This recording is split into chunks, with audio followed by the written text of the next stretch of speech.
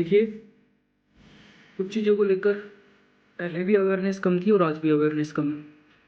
अब हम उन चीज़ों को लेकर कुछ चीज़ों को तो ऐसे रियलाइज़ कर चुके हैं कि यार हमने कुछ गलतियाँ कर दी या हमको सही समय पर सही गाइडेंस नहीं मिला।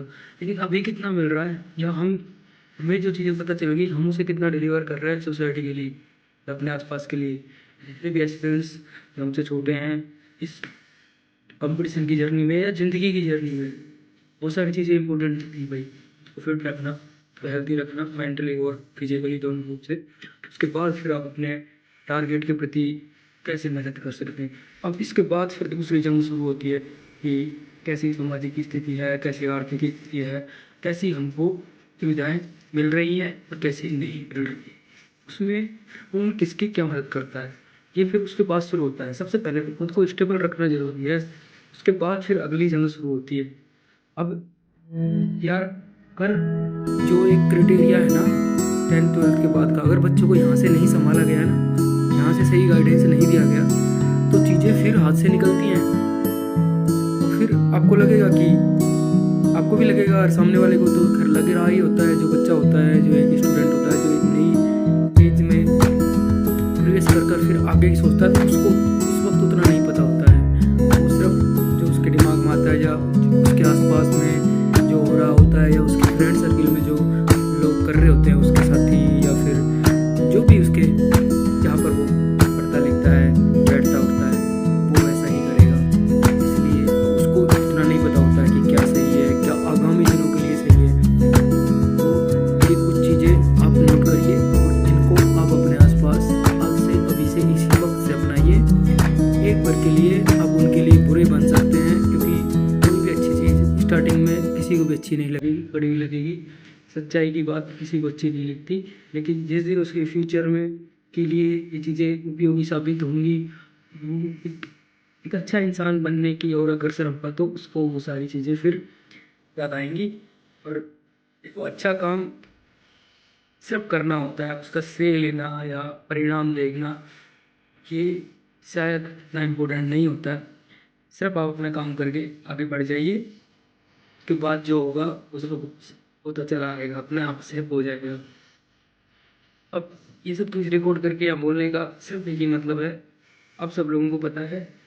लेकिन कई बार बस चीज़ें मिस हो जाती हैं, सही समय पर सही चीज़ें मिस हो जाती हैं। तो आप सभी से निवेदन है, आप अगर पेरेंट्स का रोल अदा कर रहे हैं तो आपके लिए और भी ज़्यादा इम्पोर्टेंट महत्वपूर्ण बातें हैं कि बच्चों के लिए किन चीज़ों के लिए रोका टोकी करनी है और किन चीज़ों के लिए उनको खुली छूट देनी है। तो आपको एक, बाकी आप सब अपने हिसाब से जो कर रहे हैं तो करते रहें, लेकिन एक दो चीज़ें जो इम्पोर्टेंट है वो मैं डिस्कस कर रहा हूँ।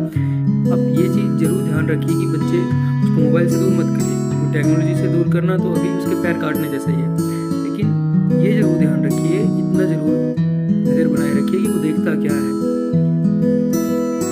वो सुनता क्या है, कैसी चीज़ें मोबाइल में देखता है, उसकी हिस्ट्री जरूर चेक करते रहिएगा। इन चीज़ों पर जरूर रोका टोकी जरूरी है।